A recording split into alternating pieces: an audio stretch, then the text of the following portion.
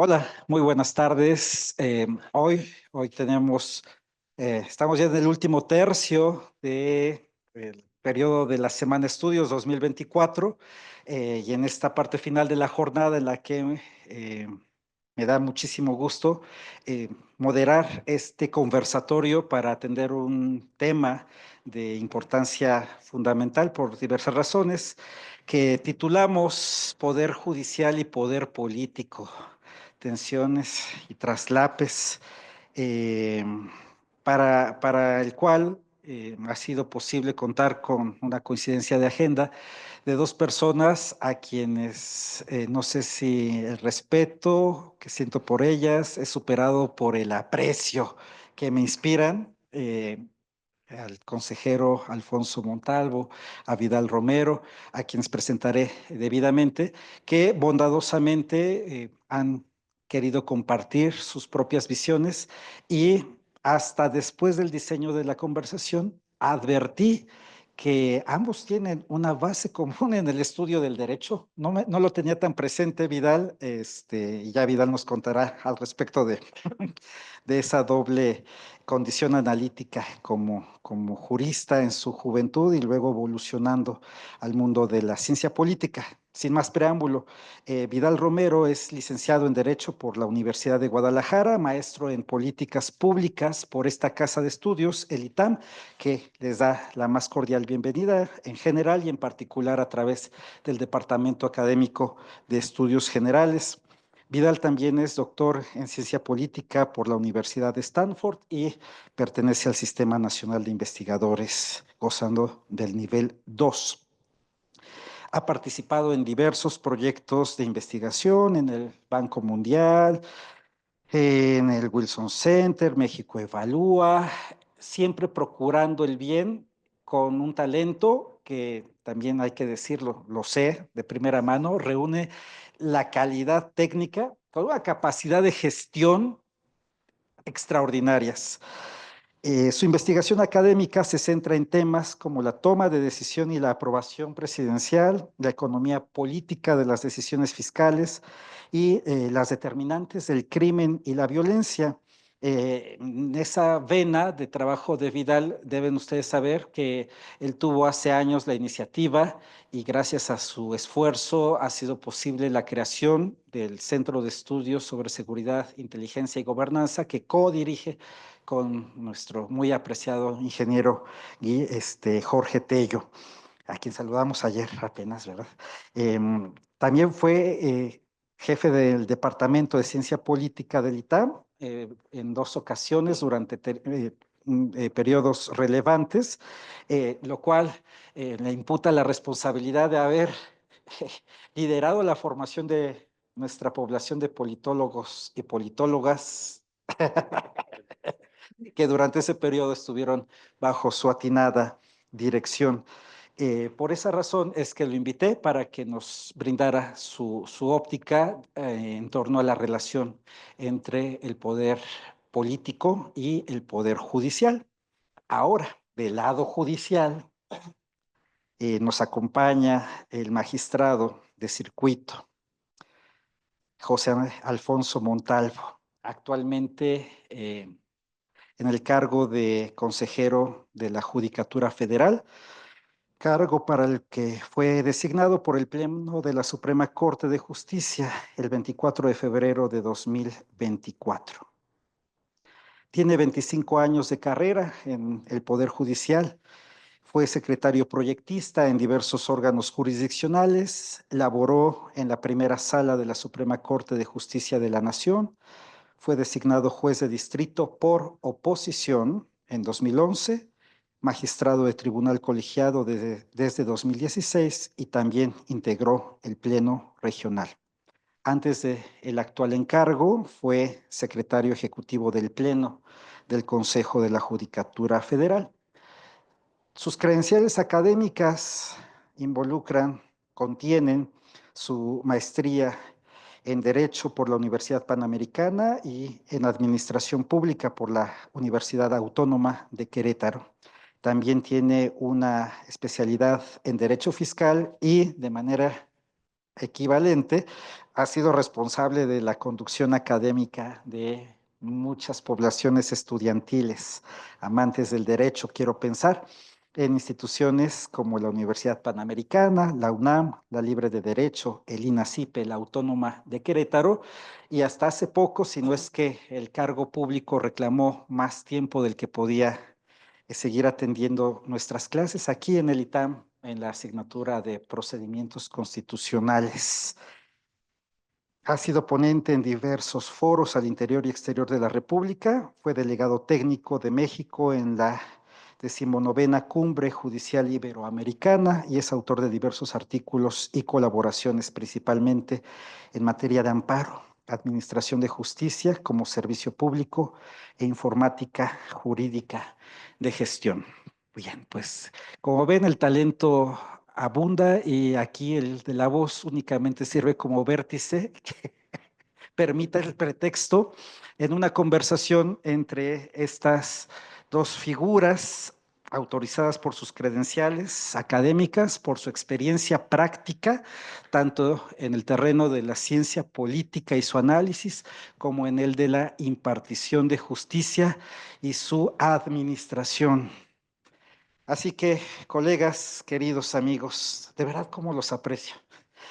Déjenme dar paso con una primera aproximación en torno al poder, que es el asunto que hoy nos convoca, en donde, pues, no me dejarán mentir, el poder es una palabra que tiene muy mala reputación social.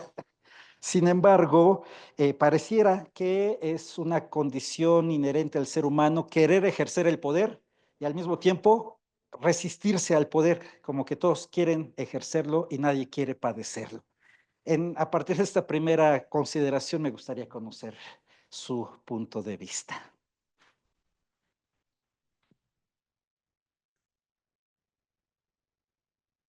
Bueno, pues muchísimas gracias antes que nada por la invitación, Arturo, y además porque me pusiste a pensar en estas cosas que tiene uno ahí guardados en los cajones de temas y volverlo a abrir fue muy interesante, ¿no? Cuando hablamos de poder, estamos hablando de que alguien le impone sus preferencias a alguien más. Digo, es la definición así neutra. Y luego hay que pensar si esa imposición es legal o ilegal, si es legítima o ilegítima. Y en el campo de lo público, pues debemos pensar qué tanto se parece eso que me están imponiendo a mis propias preferencias. Cuando diseñamos sistemas políticos, pues lo que tratamos de hacer es encontrar un sistema, y bueno, ahorita la democracia, en donde esa imposición tenga la diferencia menor entre las preferencias de quien gobierna y las preferencias de los gobernados.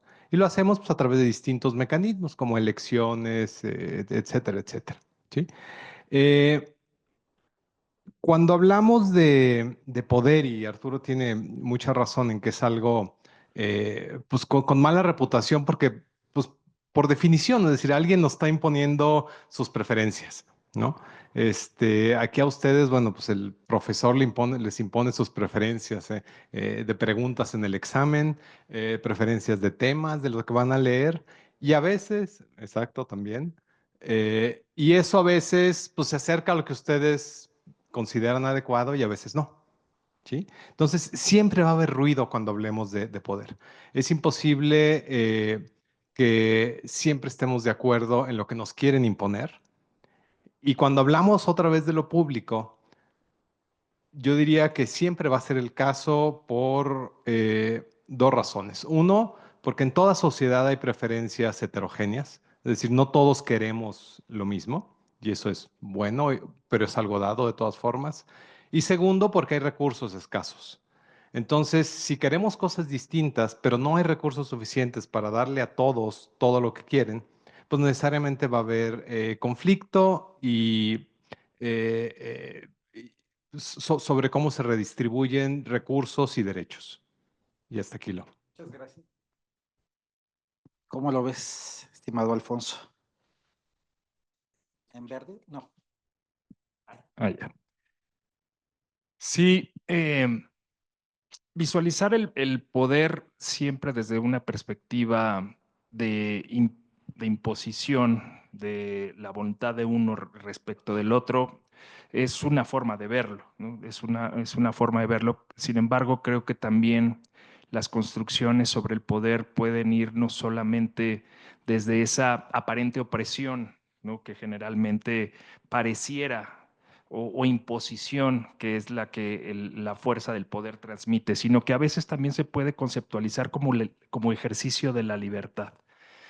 En qué medida digo esto? En cuanto a que es tal la manera en la que se transmite el poder que puede llegar a recogerse por el ente contrario o el que está de frente como una aceptación y un ejercicio de la libertad que en la que uno piensa, cree o termina convenciéndose que lo que está uno desplegando es con libertad, cuando en realidad en muchas ocasiones y de acuerdo a la manera en la que se comunique, se transmita y cómo lo se interiorice la otra persona, es en la medida en la que ese poder puede también reflejarse o verse como el ejercicio de la libertad.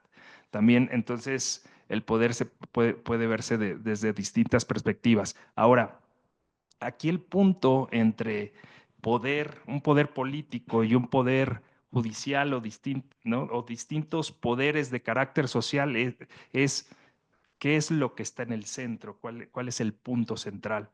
Y creo yo que bien sea político, bien sea judicial, el poder en realidad lo que busca es obtener el poder social. El poder social en cuanto a identificar que en las sociedades donde están contenidos los valores, los elementos determinantes, las prioridades en las que se basa una comunidad. Ahora, si esa comunidad considera que eventualmente el poder o una parte del poder implica como valor el respeto a ciertas reglas del juego y que eso es un valor de la comunidad misma, entonces de ahí surge el poder social que a su vez, en mi concepción, es el que pone en el punto central al poder político frente al poder judicial. Ahora sí que como dicen los abogados, habida cuenta que hay una sociedad en donde hay preferencias y donde hay posibilidad de ejercer la libertad, naturalmente nos tenemos que dirigir a la siguiente cuestión, es cuál será entonces el poder judicial y cuál es el poder político, cómo aterrizan estos dos poderes en la vida social. En esencia, se refieren a lo mismo. En esencia, las consecuencias de ese poder es la redistribución de recursos y derechos en una sociedad. Pero lo hacen de forma distinta. Y aquí es donde estos matices son importantes. Cuando hablamos del poder político, estamos hablando de ese intercambio que hay entre actores, de ese conflicto que hay entre actores, que está normado, pero de una forma general y no tanto en el resultado. ¿Sí? Pero obviamente tiene muchas consecuencias sobre cómo se redistribuyen y mucha discreción sobre cómo se redistribuyen los recursos. Piensen simplemente en el presupuesto. El presupuesto es un instrumento legal, ¿sí? Es decir, hay un grupo de personas que vota y le da legalidad y legitimidad a cómo se van a ejercer los recursos, pero no llega al detalle de decir cuánto se va a gastar en lápices el Ejecutivo o la Secretaría de Agricultura, sino que da bastante discreción. Y en esa discreción es donde está esta pelea, y lo llamo pelea no peyorativamente, sino simplemente por un desacuerdo sobre cómo se van a ejercer esos recursos. ¿Sí? Cuando hablamos del poder judicial, la mera tarea de quienes imparten justicia genera relativa poca discreción sobre cómo se van a redistribuir los recursos. Es decir, hay una norma y la norma de alguna forma prevé el resultado. Y luego hay una especie hay un espacio de discrecionalidad, de interpretación, etcétera, pero comparado con el poder político es muy pequeño, ¿sí? Ahora, y aquí viene la parte importante, bueno, una parte importante. Esto no implica que no haya sesgos en cómo se redistribuyen los recursos y los derechos a partir de las decisiones judiciales. Pero el sesgo, digamos que viene de origen. El sesgo viene en la norma. Es decir, alguien debatió y alguien decidió si se daba el derecho A o el derecho B, o ninguno de los dos, ¿sí? En principio. Y ese fue un acto político. Fue un órgano legislativo el que estuvo discutiendo. ¿Y a qué solución llegaron? Pues depende de un montón de factores, depende de las preferencias de quienes están en ese cuerpo legislativo y antes de las preferencias de los votantes. Entonces ya hubo todo un proceso que terminó en esa norma, que luego le dice al juzgador, mira, este es un resultado legal, este es un resultado y ya podemos interpretar, irnos más atrás, deseable socialmente, etcétera, etcétera. Pero no quiere decir que las soluciones o los resultados del Poder Judicial no tengan sesgos como tienen sesgos los del poder político. Y por sesgos no necesariamente estamos hablando de algo negativo, a lo mejor no es la mejor palabra, pero simplemente quiere decir que unos ganan y otros pierden, ¿sí? En toda decisión, volviendo al ejemplo del presupuesto, un peso que va a educación, pues es un peso que no fue a seguridad, ¿sí?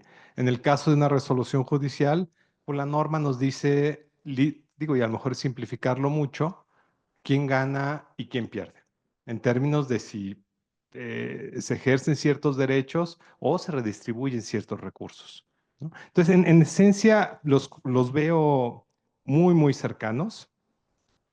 Eh, en el caso del poder político, tenemos obviamente más dificultades normando y transparentando cómo llegan a ese resultado de redistribución de recursos. ¿Por qué se construyó el Tren Maya en el sureste y por qué no en el Golfo, por ejemplo? Pues una decisión política en el sentido de que alguien que ganó una elección tenía ese poder de decidir y la discreción de decidir y lo hizo, ¿sí? Tenemos mucho más idea de por qué se toman las decisiones judiciales, precisamente porque está esa norma que es como el ancla o el parámetro a partir del cual la podemos evaluar y podemos decir si esto hace sentido o no hace sentido, ¿sí? Eh, y luego con estos espacios que ya hablaremos después de discreción. Pues esos espacios de discreción y ese límite que cada vez se va acotando más en el ejercicio del Poder Judicial. No quería entrar en materia tan rápido, pero las emociones las traigo a flor de piel. Este, a mí me llama mucho la atención, no sé si alguno de ustedes ha tenido la oportunidad de echarle un ojito a la reforma al Poder Judicial, reforma constitucional.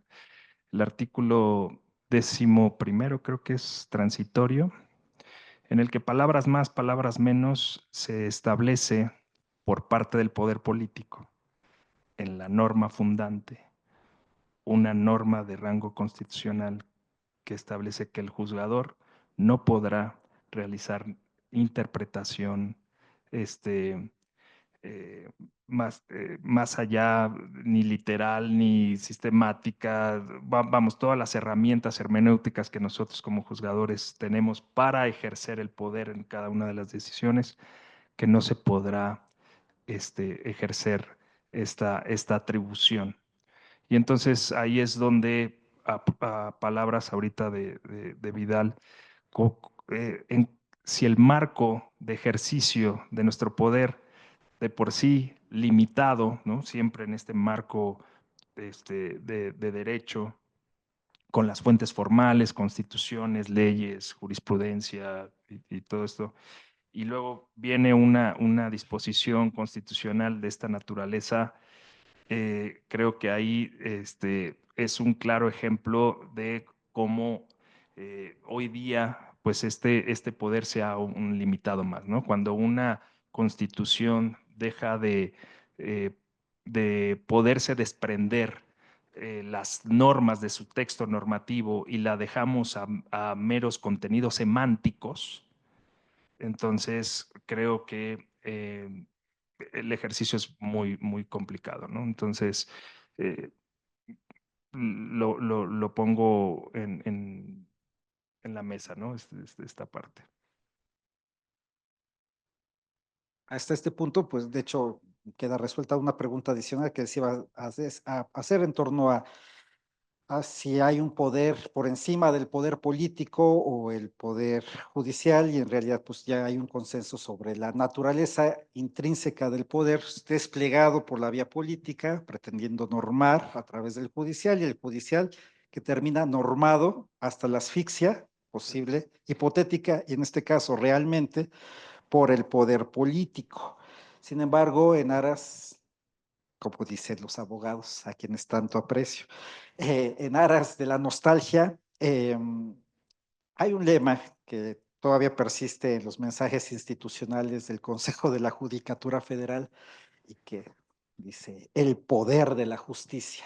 Después de estos transitorios y después de estos mecanismos de cambio, ¿cuáles dirían ustedes que es el más hondo, profundo y o primario, fundamental, poder de la justicia? Si es que tiene alguno, porque creo que por lo pronto aquí hay una acotación, una limitación muy seria, pero ¿queda algo del poder de la justicia? ¿Tiene alguno? Yo creo que sí, es decir, seguirá teniendo poder en tanto, o más bien el poder de la justicia varía en función de qué tanta certeza tenemos sobre las decisiones judiciales en función de ese parámetro que es la norma, ¿sí? Y dos, qué tanta aceptabilidad hay de esas resoluciones en la sociedad, ¿sí? En tanto estas dos variables estén en niveles altos, es decir, que aceptemos la norma y que la norma sea, pues, esperable, es decir, respecto de ese parámetro que tenemos, pues será podemos hablar de un alto poder de la justicia, ¿no? En tanto estas variables disminuyan, pues el poder también flaqueará, ¿no? El poder de la justicia, pues a propósito de estos tiempos, pues es como eslogan de campaña, ¿no? O sea, suena como un eslogan de campaña, pero en realidad, ¿cómo visualizo yo esta expresión? Que no sé si la intención de esta expresión haya sido una profundidad o más allá de que sonó bien para efectos publicitarios, no lo sé. Pero creo que el poder de la justicia, como bien refiere Vidal, radica en la fortaleza de las resoluciones que se emiten, eh, en la claridad del argumento, en la solidez del argumento, en la validez del argumento. En esa medida, creo que es cuando la tarea que realizamos como juzgadores y que cuando resolvemos cada caso y en la medida en la que nuestros argumentos trasciendan de manera tal que sean aceptados por persuasión, ¿no? Y que sean plausibles y que más allá de que les demos la razón o no, creo que en buena medida radica esto.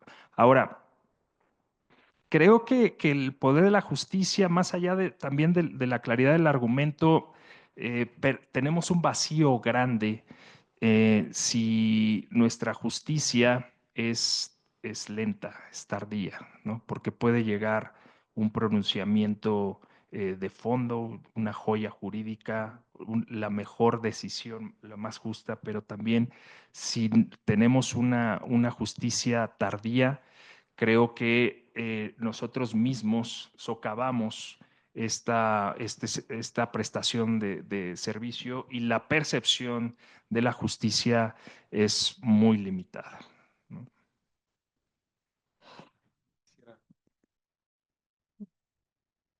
quisiera agregar, como siguiendo con esta idea de Alfonso, esa parte, digamos, de conexión del Poder Judicial con la ciudadanía. Y es esto, pues, qué tan expedita es, etcétera.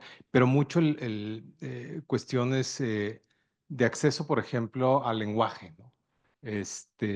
Que una persona pueda saber exactamente cuál fue la resolución y por qué.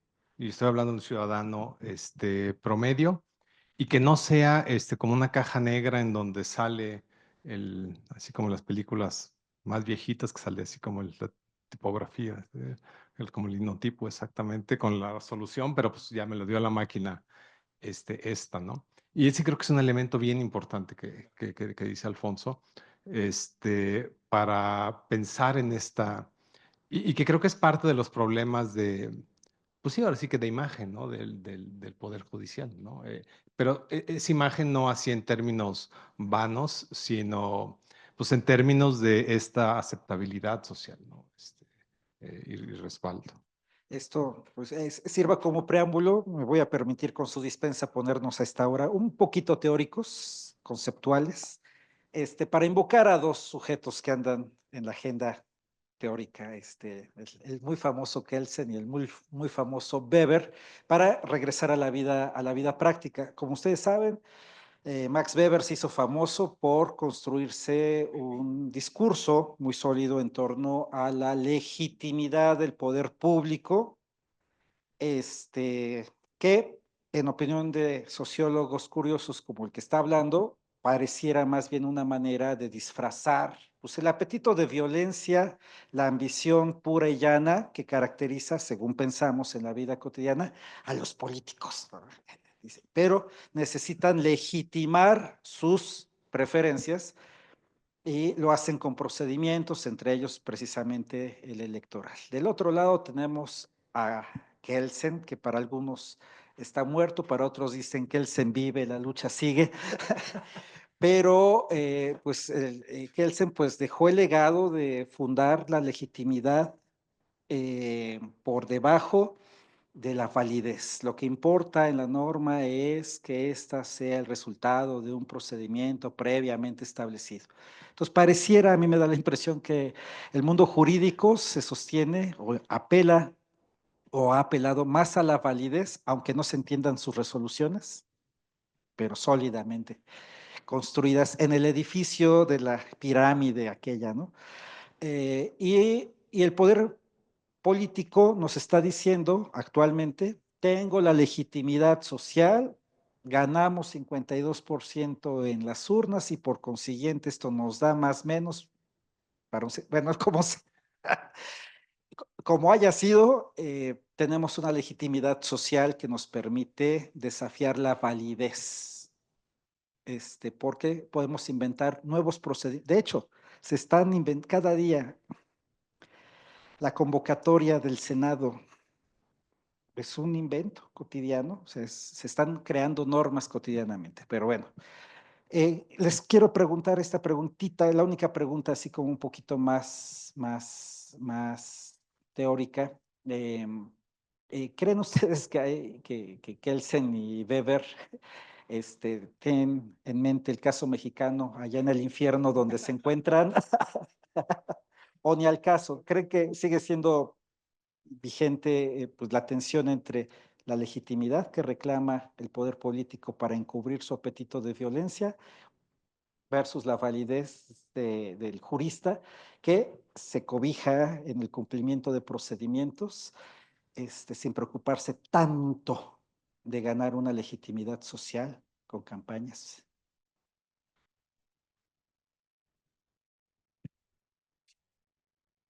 Aquí lo que me llama la atención sobre esta, estos dos posicionamientos sobre la legitimidad y la legitimidad social que dio precisamente un resultado de elecciones y que esa legitimidad social, cómo se llevó a una legitimidad jurídica para crear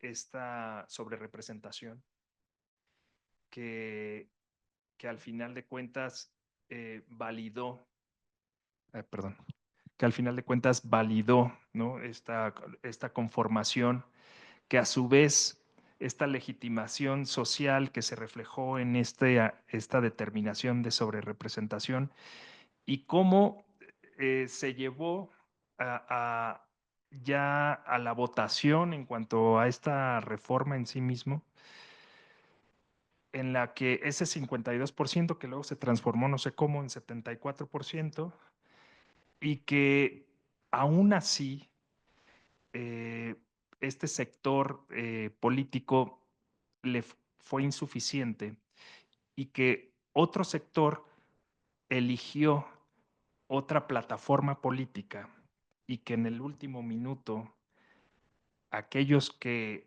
apoyaron un cierto proyecto político, ideológico, quien ya lo representó hizo un cambio, ¿no? Un cambio de último minuto que trajo como consecuencia la aprobación de esta reforma a partir de una legitimación social que trajo como consecuencia una legitimación jurídica.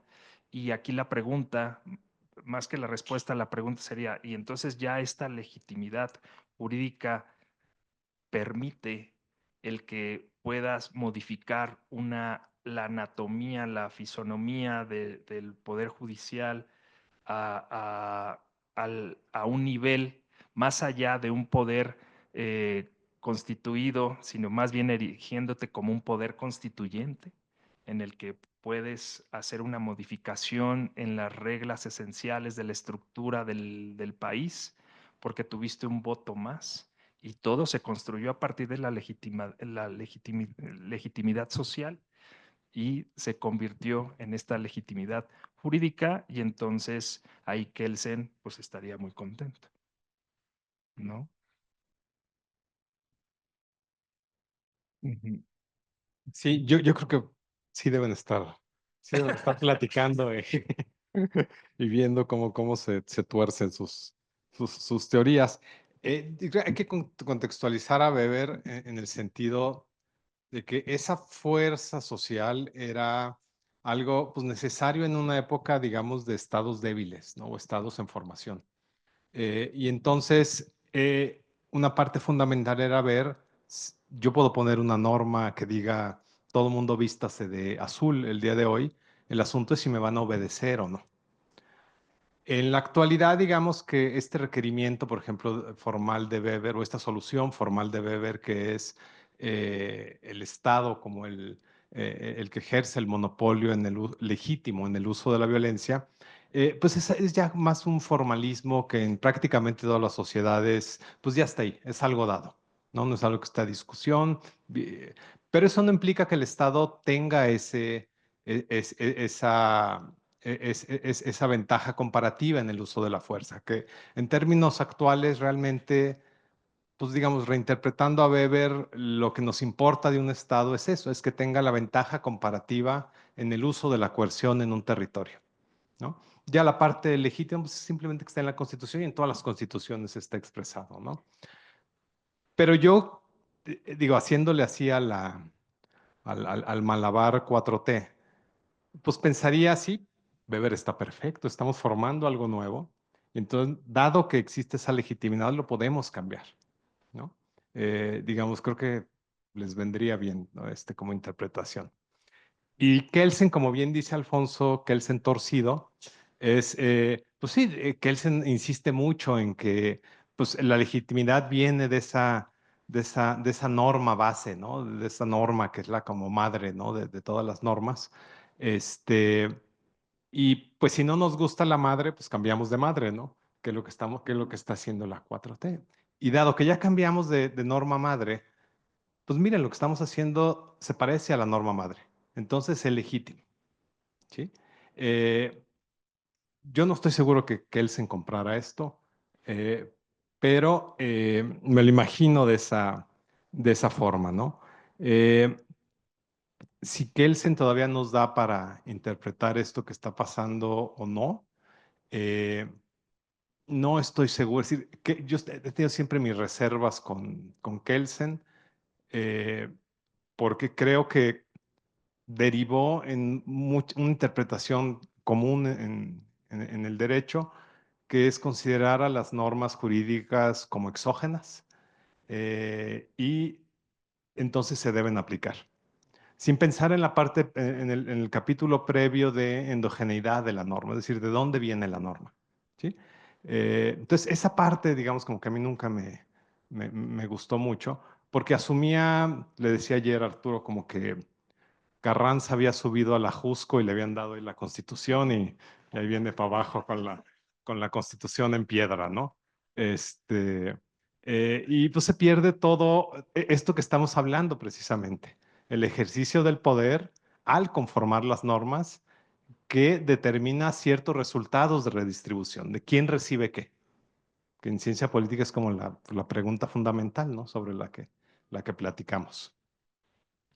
Muy al respecto, como esta es ya casi terapia de grupo, quiero plantear una preocupación personal que a mí me asedia, derivada de esta doble posición entre legitimidad y validez, que parece un juego de palabras, pero más bien me parece que es una tragedia social. El combate, la tensión entre la legitimidad de la fuerza que invocan los beberianos o los estados nacionales o el Estado Nacional Mexicano. Tenemos la legitimidad social para ejercer la fuerza, ¿no? Por otro lado, el mundo jurídico dice, tenemos nosotros la fuerza de la legitimidad que nos da el argumento claro, el análisis de los indicios, la construcción de una inferencia que nos permite determinar qué pasó, quién fue y qué le corresponde, según lo anterior. Pero este avasallamiento del poder, de la legitimidad social del poder político expresado en la configuración del Parlamento y sus productos legislativos, a mí me da un terror en torno a estas dos legitimidades aparentemente en tensión, cuando me pregunto, ¿será que esta fuerza de la legitimidad había sido una farsa? El cuento de Borges, todos amanecimos y nos descubrimos que vivíamos en ceguera. El cuento de la moneda, el carácter fiduciario de la moneda. ¿Qué pasa si un día nos despertamos y descubrimos que nuestra confianza en la divisa podría trasladarse a otro lugar? ¿Qué pasa si un día descubrimos que una sentencia judicial no era tan predecible en sus efectos? Sí, en su construcción argumentativa, pero que alguien podría no obedecerla. ¿No les da a ustedes una inquietud parecida a la luz de este contexto presente? Sí, totalmente. Y estamos, digamos, ante algo que la literatura hace mucho énfasis, que es esta como digamos, como esta situación o mala situación del judicial en donde no tiene usualmente los elementos para hacer efectivas sus resoluciones, sino que tiene que recurrir a alguien más para que esas resoluciones se implementen. Y va desde casi que cosas tan triviales como un pagaré que no se cobra, hasta cosas ya más complicadas como desalojos, etcétera, pues tienen que llamar al ejecutivo en alguna de sus variaciones para que le eche la mano para imponer esa sentencia o esa resolución. En ese sentido, despertamos a algo que ya estaba ahí, ¿sí? De alguna forma. Y también despertamos algo que, digamos, como deriva de esto, que es como más que repensar, otra vez abrir los ojos a algo que ya estaba ahí, que es la división de poderes, que ahorita, pensando ahorita para la conferencia, creo que el nombre lo tenemos mal, porque realmente el diseño de un sistema de división de poderes lo que hace es que hace relativamente independientes a los poderes, a veces en su conformación, a veces en su muerte, pero los hace muy dependientes en su funcionamiento. Entonces, creo que al decir división de poderes, sobredimensionamos esa separación cuando realmente están muy, muy juntos, ¿no? Y esta es una manifestación de eso, ¿no? De esa pues dependencia que tienen unos de otros, ¿no? Y que si uno no quiere hacer las cosas, pues nos quedamos así como dice, pues, ¿qué pasa si hoy ya el peso ya no cuenta, ¿no? Este, eh, y creo que es ese como despertar, ¿no? Algo que ya estaba ahí. Pues aprovechando que es terapia de grupo y, y ya que haces alusión a estas posibilidades de un día despertar y que, pues tristemente esa realidad llegó, ¿no? Em, no necesitamos esperar a despertarnos para ver si eso ocurre, eh, porque desafortunadamente hoy día ya podemos ver cómo es que se empiezan a desconocer desde el poder político abiertamente resoluciones del Poder Judicial. Y no pasa nada, ¿no? Ya abiertamente se empezaron a desconocer en un principio por el propio Tribunal Electoral, ¿no? Suspensiones, luego por el propio legislativo, también suspensiones en cuanto a la continuidad de este proceso. Incluso, ¿no? También en otros organismos ya de administración de justicia también se empiezan a desconocer, autoridades administrativas empiezan a no cumplir y como bien dice Vidal, al final de cuentas la dependencia es tal que para poder hacerla cumplir, pues se requiere del apoyo o de la fuerza que tiene el otro poder para eventualmente hacerla cumplir. Y eso en el aspecto material, en el aspecto formal, tristemente existe hoy día un andamiaje normativo, procesal, adjetivo, en el que formalmente están contenidos en la propia norma una cantidad de disposiciones que permiten el no cumplimiento y de manera formal. Porque la excesiva o la sobreregulación en todos los procedimientos, en todos los medios de impugnación, permiten formalmente, legalmente, que resoluciones judiciales no se cumplan, ¿no? Y todo en el marco, dentro del marco legal. Si tú tienes un cobro de un cheque que decías ahorita, pagaré algo sencillo, ¿no? Para los abogados es sencillo. Eh, pues sí, tienes la primera instancia, ¿no? Tienes la segunda instancia, tienes juicio de amparo, primera, segunda instancia. Si tienes una visión estratégica de cómo construir el juicio, pues hasta lo puedes llevar hasta la corte. Bueno, tal vez exagero un poco en el tema de un pagaré, pero tal vez algo relativamente sencillo, con una buena estructura jurídica, puedes construir un litigio estratégico y llevarlo hasta la corte, ¿no? Y de ahí que se baje todo para que se repare una violación procesal en el momento uno y volvemos a comenzar, ¿no? Y así nos podemos ir 10 años, ¿no? Entonces, no solo los mecanismos de incumplimiento y de esta relación vienen desde el aspecto material o en cuanto al sino, incluso formal. No solo en lo formal, se las pongo más radical, una consideración todavía más honda. Esa dependencia funcional en la vida cotidiana que termina por entorpecer, según el diseño institucional, el ejercicio de la función judicial, pues se lleva hasta sus últimas consecuencias cuando observamos, por ejemplo, o cuando notamos en la narrativa pública eh, la idea de que el poder público, el poder político, dice, bueno, pues nosotros tenemos enfrente un poder judicial que nos está limitando. Ok. pero que no se le olvide a ese poder judicial limitante que somos nosotros, el poder político, quien ha configurado el rostro de ese poder judicial. Entonces, como si hubiera una suerte de hipoteca primigenia, donde el poder judicial depende estructuralmente en su desempeño de, pues, el rostro de la arquitectura institucional que el poder político le ha brindado. Esto para decir, si le pudiera yo poner palabras al poder político, de que se sorprenden, siempre fueron nuestros, solo que no lo habían admitido. Sí.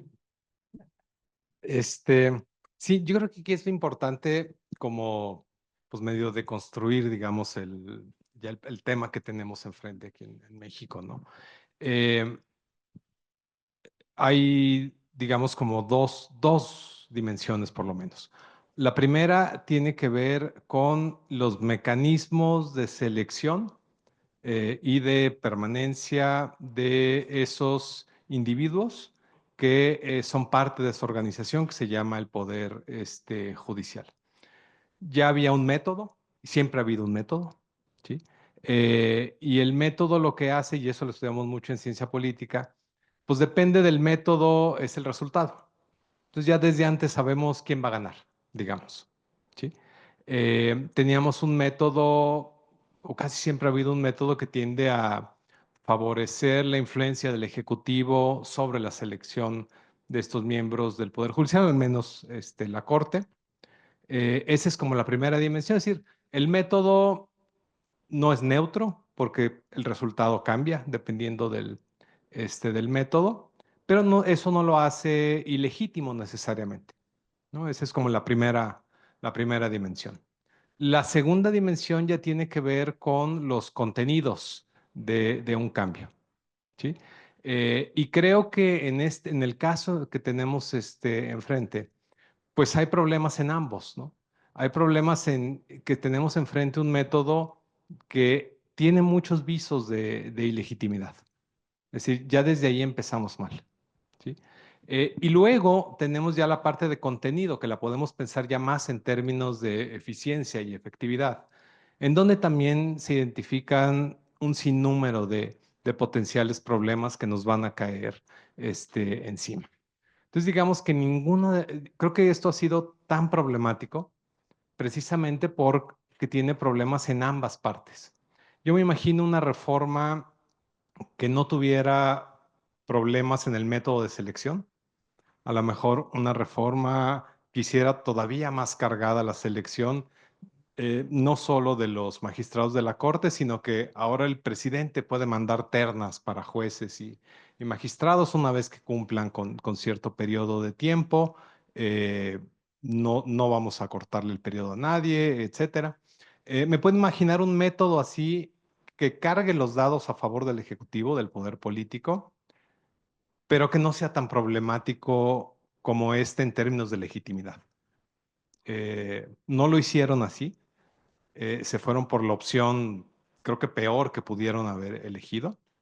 Eh, y luego ya en términos de contenido, pues digamos que esa es la parte que cualquier decisión de gobierno, cualquier política pública, cualquier acto de gobierno, pues lo podemos debatir y podemos ver si el Tren Maya funciona o no, si el aeropuerto fue buena o mala idea, si esto va a tener efectos en menor corrupción en el Poder Judicial. Eso lo podemos discutir. Lo primero sí es muy problemático porque sí entra precisamente en esta dimensión de legitimidad, ¿no? Y hasta legalidad en algún momento. Sí, lo que comenta Vidal sobre el método, y ahorita que hablábamos de legitimidad social y que es el argumento, pues prácticamente de autoridad en el cual se sustenta el que esta legitimidad social permite cambiar la fisonomía del aparato judicial, como, como nos venga en gana, ¿no? Y optaron por este mecanismo que de entrada, pues pierde sin duda la legitimidad. No sé si en sí mismo, por el tema de la elección como tal, y sino la manera. Porque si esta legitimidad social considera que que la mejor forma de administrar justicia es de esta manera, está bien. Cada quien será responsable de las consecuencias de sus decisiones y la historia lo juzgará si esto fue cierto o no. Sí hay, obviamente, una cuestión muy clara en cuanto a que la justicia y la percepción de la justicia no se va a solucionar de arriba hacia abajo, y mucho menos de la justicia federal, que es cierto que nuestra incidencia en la litigiosidad nacional es baja, o sea, sí es baja. No se compara con la litigiosidad ordinaria de los tribunales locales, ¿no? Sin duda. Eh, pero cambiar esto, sin esto que parece trillado, pero es real, cuando todo aquello que tiene contacto con justicia de manera directa o indirecta, como son las fiscalías y las policías, ¿no? Que son los primeros contactos y los tribunales locales, si esto no se repara, no se visualiza de distinta manera, yo no veo cómo, ¿no? Y ahí entramos en esta interrogante de legitimidad, cómo es que el solucionar la parte cupular va a permear y va a solucionar todos los problemas que eventualmente pudiera representar la justicia. Entonces, Si la justicia en su ejercicio produce problemas incluso para ella misma, con la pena tengo que preguntar el tema de los costos, los costos de operación. En el mundo político, si no saben, la cosa que más les aterroriza, pero lidian con ella, son los costos políticos. E incluso a extremos teóricamente señalados en el mundo de la inteligencia, de la seguridad nacional, esos costos asociados a las razones de Estado. Hay cosas que hay que hacer al costo que sea.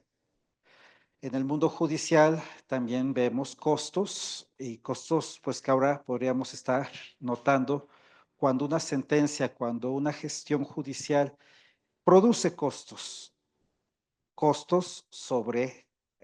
sobre su existencia, sobre su funcionamiento. ¿Quién paga más costos? ¿El político cuando asume costos políticos sobre su quehacer o el Poder Judicial cuando también enfrenta costos políticos devenidos del mundo político sobre su función? ¿Quién de estos poderes paga más? Pues es buena pregunta, Arturo. En principio, y a lo mejor ahora cambia, ahora que hay elecciones en el judicial, pues el poder político es más frágil en el sentido de que está sujeto a la votación y tiene que ser más popular en términos de sus decisiones. Y precisamente es uno de los puntos más débiles de la elección de los juzgadores, que es ahora tienen que ser populares sus decisiones. No tienen que ser, es decir, lo legal pasa a un segundo término mientras esto sea popular, porque ese es mi incentivo a trabajar, ¿no? Entonces, en ese sentido, pues digamos casi que les igualaron los costos con la reforma en detrimento de ese producto que son las resoluciones judiciales. Pues sí. ¿Qué dices, sí, Alfonso? sí, definitivamente no lo había visto desde esa perspectiva, pero sin duda en el momento en el que las personas que acceden al cargo, accederán por popularidad, por elección, y que desde ese momento quienes van a acudir, y vamos a ver en qué cantidad, porque es otro tipo de legitimidad también, ¿no? En qué cantidad se va a votar para que una persona resulte electa en términos de participación. Sí saben que no hay mínimo necesario de votación, ¿verdad? No, no. Ese es el punto, ¿no? O sea, puedes quedar con un voto, ¿no? Con un voto puedes quedar. Y entonces en ese momento, pues efectivamente, quien votó, pues espera un resultado, ¿no? Así como en el poder ejecutivo, el poder legislativo, pues yo voto por esta plataforma política porque me ofrece esto, y entonces yo en reciprocidad espero que me cumplan en esto, ¿no? Y como platicábamos, que se analizarán en las siguientes clases, pues los 100 compromisos, ¿no?, del nuevo gobierno, ¿no?, que son muy tradicionales, ¿no?, cuando inician, pues obviamente es lo que se espera de quien se votó. Ahora, ¿qué se espera en el judicial? ¿Se espera que se le dé la razón a A o a B? No, se espera que se le dé la razón popular, ¿no?, que convenza de una manera a mano alzada, ¿no?, en un escrutinio social, mediático, eh, de distinta manera, y no que convenza en cuanto a la validez o a la corrección formal de la estructura de los argumentos que sustentan la determinación, ¿no?, la resolución. Eso va a pasar en segundo plano. Y en ese aspecto, efectivamente, pienso que el que a la postre, a mediano plazo y obviamente largo, va a tener un costo mayor, va a ser el político. Sin mencionar, ahora sí que el costo social en términos de pérdida de bienestar, de bienestar social, no bienestar del otro. Eh, eh, en el preámbulo del cierre de esta primera, de esta conversación, pues el hecho es que ya tenemos, ya se instaló, se ha creado una pieza normativa en términos de reforma constitucional, trompicada en su ejecución, diseñada estratégicamente por quienes la llevaron a cabo, y ya tenemos para algunos es la captura, la colonización del poder eh, judicial a cargo del poder político. eh, para otros es la conquista de generaciones que esperaron con ansiedad el momento en que se transformara un cierto estado de cosas. Con ironía expresa, les pregunto, ¿esta reforma constitucional a su juicio ya es un momento hegeliano o no sé, de reconciliación final entre el poder político y el poder judicial? ¿Finalmente ya están en la misma órbita? ¿O es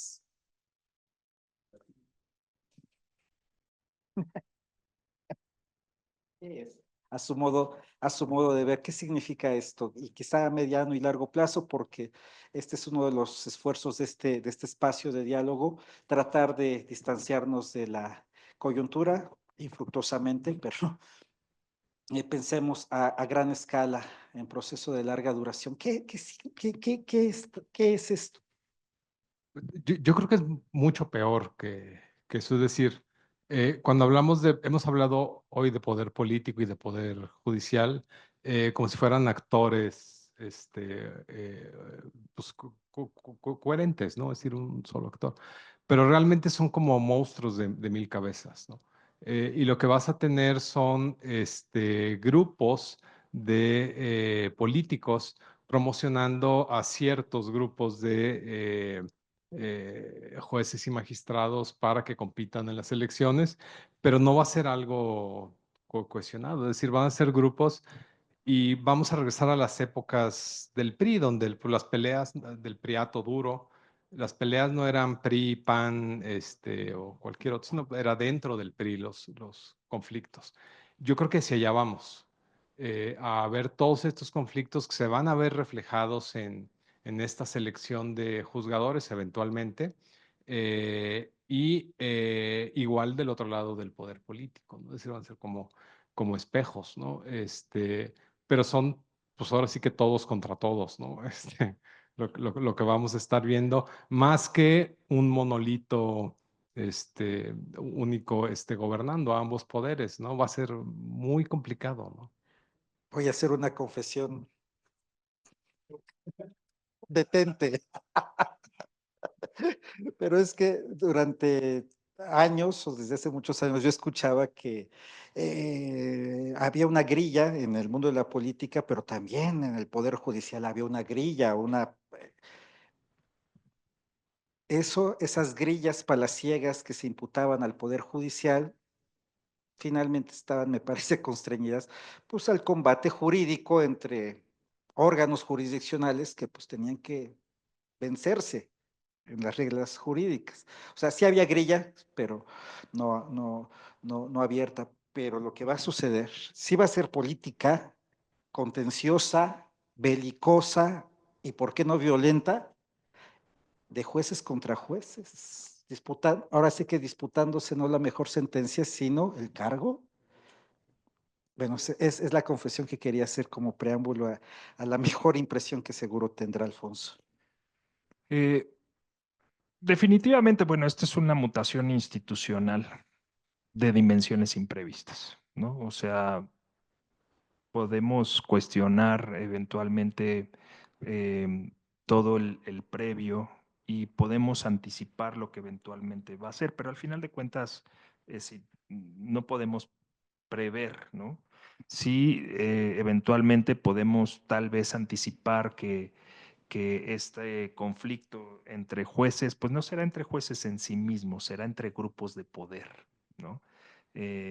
Los cuales van a, o pudieran, no lo puedo afirmar, por lo mismo lo imprevisto, incidir, ¿no? Y aquí entonces los grupos antagónicos que en algunas plataformas políticas, bueno, no en algunas, en todas las plataformas políticas se dan, en el ámbito meramente legislativo o político propiamente, pues ahora se dará también acá. Y tendrán representantes y tendrán gladiadores, ¿no? Gladiadores que eventualmente saldrán a la arena, ¿no? A tratar de derrotarse en cuanto a qué argumento o qué resolución eventualmente pudiera tener más fuerza y pudiera avanzar y sobrevivir frente a la sentencia del grupo contrario, ¿no? Entonces, aquí creo que lo que eventualmente nos debe de quedar eh, muy claro, ¿no? Es la generación de jueces y magistrados, y magistradas, juezas, que, que está dejando una trayectoria desde que se incorporó la carrera judicial, porque también antes de la carrera judicial, también la forma de selección no era eh, la más legítima, ¿no? Porque era por elección directa de los ministros y por turno, ¿no? Y esto dependía, en realidad, el mérito era ser secretario de Estudio y Cuenta de la Corte, ¿no? Y ya cuando se incorpora la carrera judicial, pues bueno, se institucionalizó, se profesionalizó esto y creo que es lo que eventualmente nos va a dejar una referencia hacia el futuro en cuanto a toda esta generación de jueces y magistrados que ahorita aquí alcanzo a ver la convocatoria que traes, ¿no? Que se publicó ayer, en la que, si me permites, no sé si fue el segundo, tercero. Ahorita no alcanzo a ver. Sí, pero hay uno en la que en los antecedentes se hace referencia a la necesidad de cambiar por este, los perfiles corruptos que existen, ¿no? Debo decirles que yo soy non, ¿no? Y que soy el tercero en la lista, ¿no? Entonces, este es el juego al que estamos ahorita entrando. Exacto, exacto, exacto. Sí, imagínense, ¿no? Dispensen, pero trabajar 25 años y que aparece ese segundo tribunal colegiado en materia penal, José Alfonso Montalvo. Madres. Ni siquiera presentes en recursos humanos, ¿no? Ahí está todo, perdón que la uso el micrófono, pero ahí está todo lo que no sé, Kelsen, qué opinaría en cuanto a la positividad de la norma y a la rigidez del procedimiento. Fui juzgado, ¿no? Contrario a todas las formalidades esenciales del procedimiento, sin garantía de audiencia, ¿no? En el cual tengo una sentencia, no solo política y mediática, sino ya formalizada, institucionalizada en el Diario Oficial de la Federación ahora, ¿no? Y entonces, en la cual ya me atribuye la conducta que despliegue. A la luz de esta evidencia empírica, como dice nuestro querido doctor Mansur, vivimos tiempos interesantísimos. Por desgracia, los estamos viviendo. Eh, Lancemos la mirada, queridos amigos, más allá de esta coyuntura para imaginarnos cuál será, si es que la hay, seguro la hay, la principal lección histórica que nos deja este momento. Digo que México será ejemplo de política comparada para las generaciones siguientes, motivo de derecho comparado, eh, pero más allá de eso, desde su perspectiva, ¿cuál creen que será el legado de este periodo de mutación, por decirlo menos? Periodos sumamente eh, críticos. Yo creo que el principal es la fragilidad de las instituciones, que desgraciadamente no es algo atípico, es decir, eh, tuvimos periodos pues, feos, digamos, en los 80s, 90s en Latinoamérica, de pues, caídas de congresos, caídas de presidentes, desaparición de cortes judiciales. Más o menos se había calmado esto, pero de algunos años para acá, pues vuelve a ser algo desgraciadamente común en Latinoamérica, que no les habla otra cosa más que pues de lo problemático que son estos procesos de consolidación de democracia. Entramos, bueno, México, muchos países, fines de los 90s, 2000s, pensando que pues ya éramos democracias, ¿no? Porque las elecciones ya eran pues, relativamente libres y equitativas. Pero es así como que tuvimos la fiesta y bajamos en la mañana y estaba hecho un cochinero la casa, ¿no? Y ahí estamos, no hemos podido limpiar la casa, ¿no? Me refiero a limpiar la casa a pues, acabar con cuestiones como corrupción, ya algunos resultados de las instituciones, que son pobreza, inseguridad, etcétera. Y desgraciadamente, pues este es un retroceso. O sea, parece que la democracia, más que como nos lo imaginábamos, como ese proceso así lineal de, pues ahí poco a poquito vamos a llegar, pues es más como serpientes y escaleras, ¿no? No más que con muchas más serpientes que escaleras, ¿no? En el tablero. Mm, yo qué visualizo. En primer lugar, que es más, lleva mucho más tiempo construir una institución que destruirla, ¿no? 30 años frente a 3 meses, por un lado. Por el otro, también es importante llevarnos nosotros en el Poder Judicial de la Federación como lección, es la comunicación. Eh, lo decías hace rato con el tema del lenguaje. Eh, y que también estos 30 años de esta carrera judicial que nos encapsuló, ¿no? Nos metió, nos formó y nos fue dando las oportunidades hacia arriba, pero también eh, considero que mm, no visualizamos que como institución debimos también de ver hacia afuera y no solamente hacia adentro y hacia arriba, sino hacia afuera, y que todas nuestras determinaciones, todas estas resoluciones que a lo largo de estos años no se comunicaron, no se tendieron los puentes de comunicación entre la institución con la sociedad. En los últimos meses ahora vemos las redes sociales con muchos compañeros y compañeras tratando de transmitir a paso apresurado, ¿no? Lo que se ha hecho con muchos años con frecuencia, lo cual está bien, digo, nada más que fue tarde. Y por eso es que ahorita, pues, tal vez a diferencia de otros países, tenemos un conflicto en cuanto a las actividades ordinarias de los tribunales y sí hemos tenido el apoyo de un sector de la población y todo, pero eso fue y ahorita es para que estuviera lleno de barricadas, ¿no? Eventualmente para defender a la institución. Y pues no, ¿no? Eso no ha ocurrido. ¿Por qué? Pues porque eventualmente no tuvimos la capacidad de comunicar y establecer estas ligas, estos nexos en un sentido positivo. Otro punto, otra lección, o más que lección, es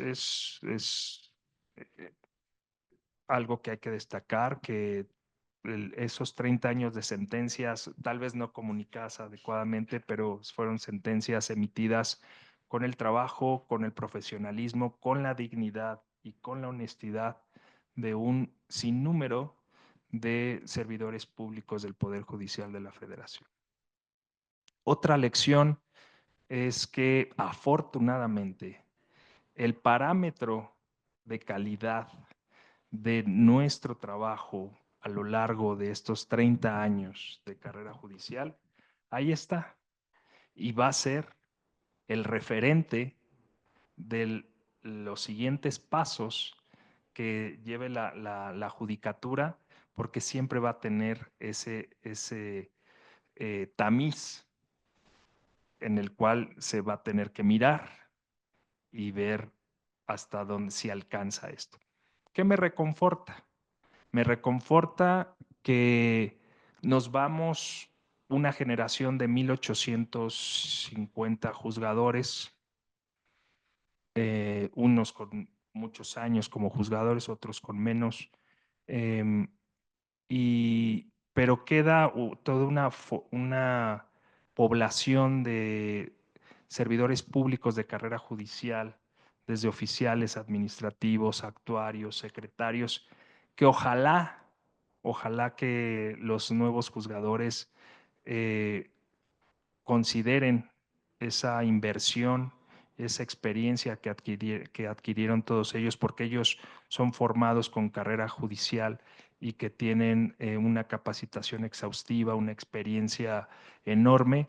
Ojalá que consideren la permanencia, porque eso es lo que eventualmente, más allá de que estemos nosotros o no, pero institucionalmente y a nivel país es lo mejor que le pudiera pasar, que es que se quedan ellos y aunque las cabezas cambien. Lo que sí también lo he repetido en un par de ocasiones, así cambiemos a los jueces 1 o 10 veces, mientras no modifiquemos un andamiaje normativo de una manera seria, podemos cambiar no solo los jueces, sino los policías, los fiscales y todo, pero si no repensamos nuestra estructura normativa, va a ser muy complicado, ¿no? Por eso es que también está teniendo mucho tendencia y mucha aceptación la mediación, el arbitraje, todo esto como medios alternativos de solución de conflictos, porque ya en esto creo que hay muchos aspectos que es difícil de transitar. Perdón el abuso. Muchas gracias, queridos amigos. ¿Qué creen que el ciberespacio se reportó? La población ciberespacial manda a decir, manda a preguntar si me permiten transmitirles esta inquietud. Se ve el panorama complicado para el país, pero para la persona de a pie, el ciudadano de a pie, dice, ¿qué podemos esperar como consecuencias para la vida diaria o para un futuro no muy lejanos? Yo creo que va a haber un montón de efectos, ¿no? Uno que pues vamos a sentir todos pues, indirectamente la parte económica, ¿no? En cualquier sistema, los inversionistas, una de las principales variables que miran es la parte del poder judicial. Es decir, qué tan eficiente y eficaz es el poder judicial, porque esto, digo, lo llamamos costos de transacción.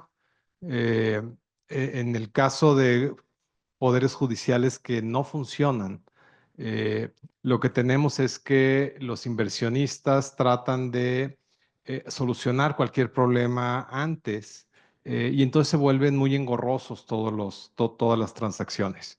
En sistemas donde funciona no existen esos costos o no son tan altos porque sabes que una vez que llegues al judicial esto se va a resolver pues, de forma relativamente barata, ¿no? Entonces ahí vamos a ver un efecto seguro.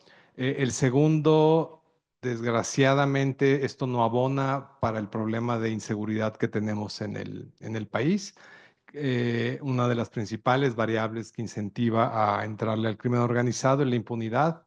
Y si los impartidores de justicia no están haciendo su trabajo, bueno, pues simplemente va a haber más incentivos para entrarle al crimen organizado de los que ya de por sí hay, ¿no? ¿Quieres reaccionar, Alfonso? Y mientras pregunto si alguien tiene alguna duda por acá. Sí. Gracias, Alfredo.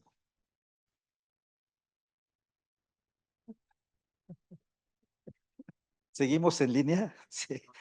Si la respuesta es sí, parpadea una vez. Si la respuesta es no, hazlo dos veces.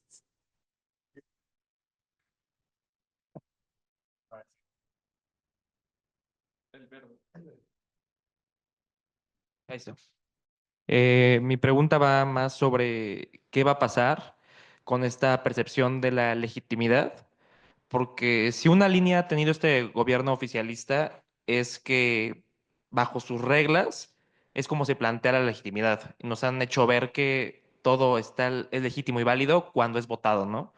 Y pues uno de los pilares de una legitimidad de preparación y de esfuerzo era el Poder Judicial y ahora sin esta línea, pues va a quedar como esta pregunta de qué depara de la legitimidad para México, ¿no? ¿Cómo va a seguir? ¿Va a ser ahora todo por votación o ya no va a ser necesario, digamos, prepararse para lograr conseguir, digamos, un puesto, ¿no?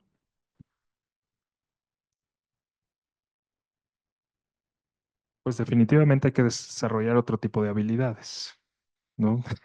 Para, este, mm,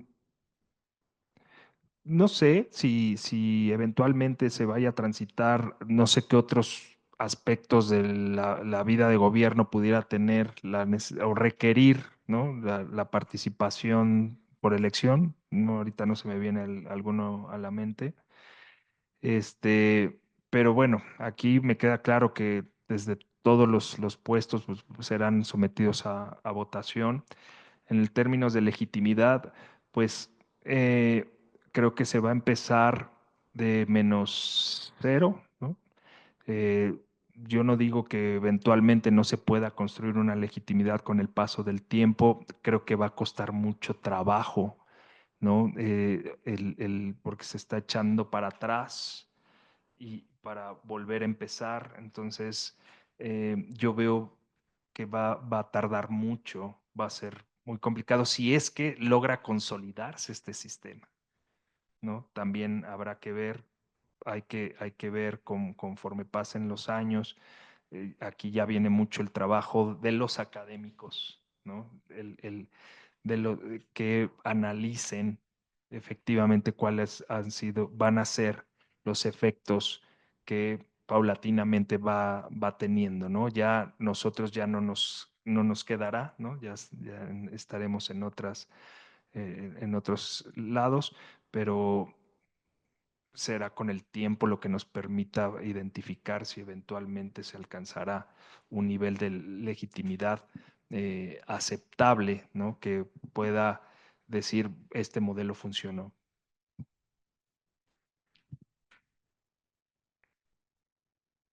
Ah, bueno. Buenas tardes. Me gustaría ver si me os puede dar tal vez una opinión más, tal vez personal, de lo que está sucediendo, ¿no? Es muy lamentable. Hay, la reforma tiene contradicciones, se escogió por tómbola, realmente muy lamentable, pero me gustaría saber como cuál es tal vez su posición de cómo se ve el Poder Judicial a mediano o largo plazo. Sabemos que a corto plazo va a haber un cambio inminente. También pues entiendo que la reforma no la está haciendo gente que sea experta en el tema y por eso no está bien planteada, pero pues tal vez si nos pudiera dar su opinión, tal vez un poco más personal de cómo ve que va a evolucionar esto en un futuro mediano o incluso largo plazo. Gracias. Mira, la verdad veo complicado el escenario porque en la forma en la que está construido, veo que internamente va a haber muchos conflictos de poder hacia el interior, poder político hacia el interior, pero más allá de las sentencias. En realidad me refiero a cómo va a estar configurados los órganos de administración. Y ya lo voy a hablar en términos orgánicos propiamente dicho. Vamos a tener un órgano de administración de justicia que al mismo nivel va a tener el Tribunal de Disciplina. Este tribunal va a tener competencia para analizar las responsabilidades no solo de los jueces y los magistrados, sino de los ministros de la Corte, de los magistrados del Tribunal Electoral. Esto va a tener un conflicto de poder serio que no sé hasta qué dimensión vaya a llegar. La historia nos dice que en 1994, cuando se hizo una modificación fuerte al Poder Judicial, que ahora se dice que pues, si ya ocurrió en el 94, pues ¿cuál es el problema? Sí, pero la diferencia está que en aquella ocasión se hizo para construir, ¿no? Se construyó, se segregaron las funciones para que fuera más eficiente, más eficaz y vamos, se incorporó la carrera judicial. Pero en aquel tiempo, cuando se creó el Consejo de la Judicatura, los consejeros de la judicatura de aquel tiempo tenían facultades, o por lo menos creían tener facultades también incluso sobre los ministros. Esto generó un problema de poder interno importante que trajo como consecuencia que esa reforma del 94 tuviera una contrarreforma inmediatamente en el 97, o sea, dentro del mismo gobierno de aquella época, y eso fue la razón por la cual hoy día el Consejo de la Judicatura es presidido por una ministro, precisamente para que no hubiera esta sobreposición. Ahora esto va a volver a ocurrir. Un tribunal de disciplina con facultades sobre los que serán o harán las veces de consejeros y de los ministros va a traer un conflicto de poder importante. Y luego el presupuesto. Ahorita los tres órganos de alguna manera tienen cierta autonomía presupuestal para ejercer recursos y pero ahora va a ser a través del órgano de administración de justicia, va a administrar los recursos de la Corte, del Tribunal Electoral, del Tribunal de Disciplina. Esto va a traer un conflicto importante seguramente, que yo siento que va a distraer mucho a estos órganos cupulares de lo que para lo que van a hacer o que se pretende que realicen, que es prestar el servicio de administración de justicia en los distintos órganos jurisdiccionales, que si de por sí es compleja, muy compleja la operatividad, y te lo digo después de 25 años de carrera judicial y que integro la Comisión de Administración de Carrera Judicial, y de creación de nuevos órganos, la administración de más de 950 órganos jurisdiccionales en operación diaria es sumamente complejo. Empezar de cero con nada más pequeño asomo a la estructura cupular, ya eso me refleja, o por lo menos no me da muchos ánimos de una estabilidad pronta en la institución.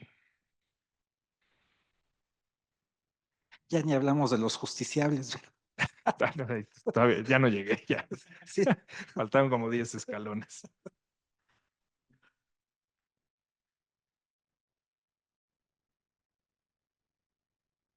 Buenas tardes. Mi pregunta va sobre, pues hay un debate que he visto mucho sobre por qué, pues hace rato de hecho el consejero Montalvo lo ponía sobre la mesa, ¿no? ¿Por qué es que esta legitimidad puede dar el lujo al gobierno de adquirir mm, pues estas cualidades de un poder constituyente más que un poder constituido? Pero aún así, a pesar de esto y suponiendo que ese no es un argumento válido, ¿qué nos impide plantearnos la pregunta de poder analizar la naturaleza de tal constituyente y que a día de hoy podamos repensar que ese poder constituyente estaba determinado por algunas condiciones sociales, económicas y coyunturales, y que a lo mejor esas reglas ya no aplican hoy en día? Es disfrutar lo votado. El efecto de las reglas.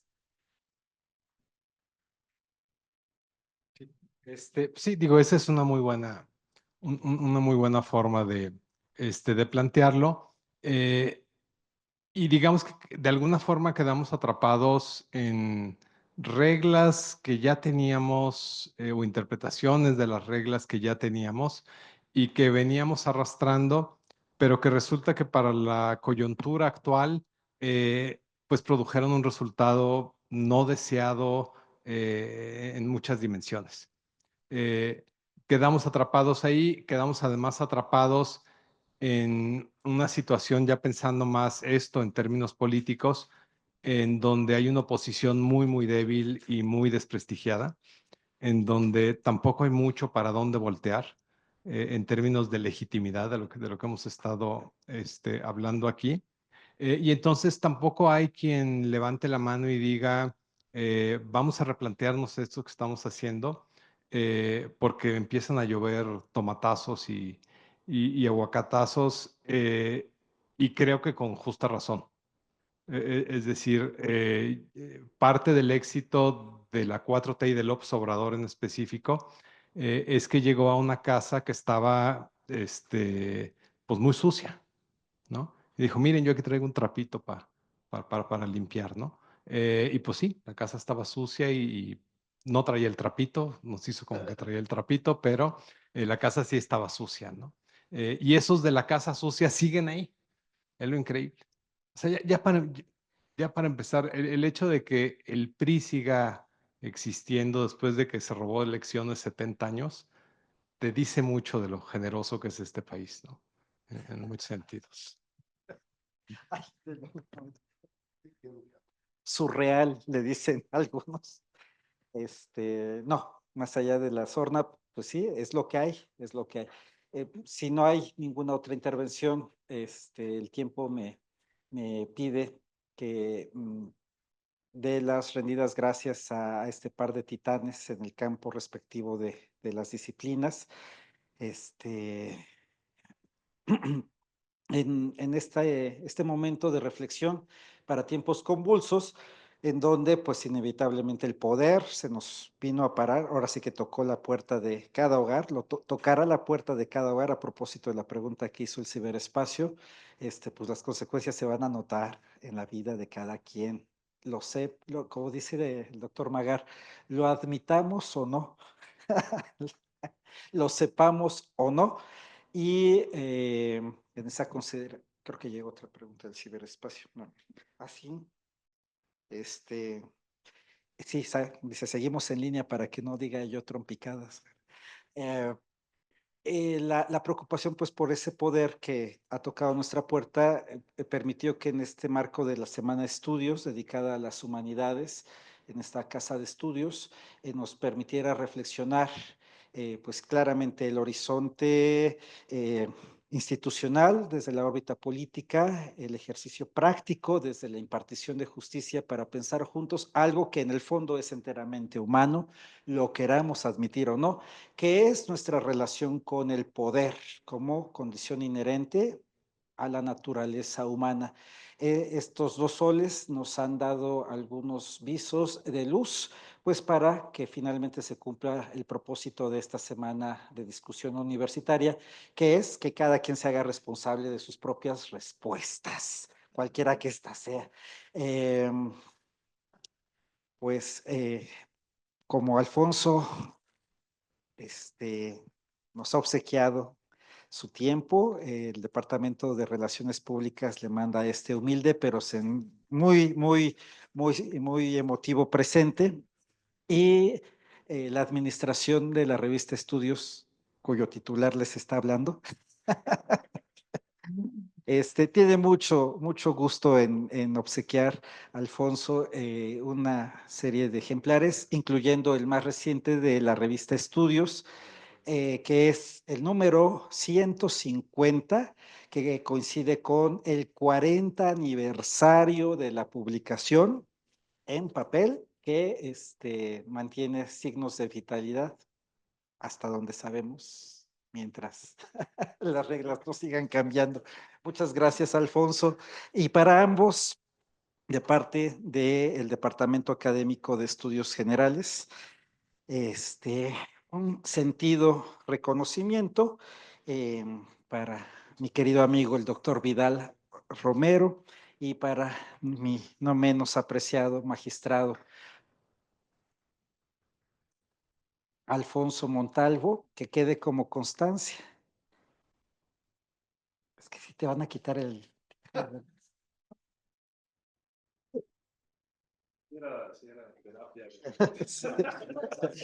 De verdad es muy triste esto. Siento que estoy escribiendo historia, ¿no? Es el momento de los cambios abruptos. Con mucho cariño, Alfonso, que quede como prenda histórica, documental, de los albores de una situación de profundos cambios. Que sea, que sea, que seamos capaces de afrontarlos con honor. Muchas gracias. Muy buenas noches.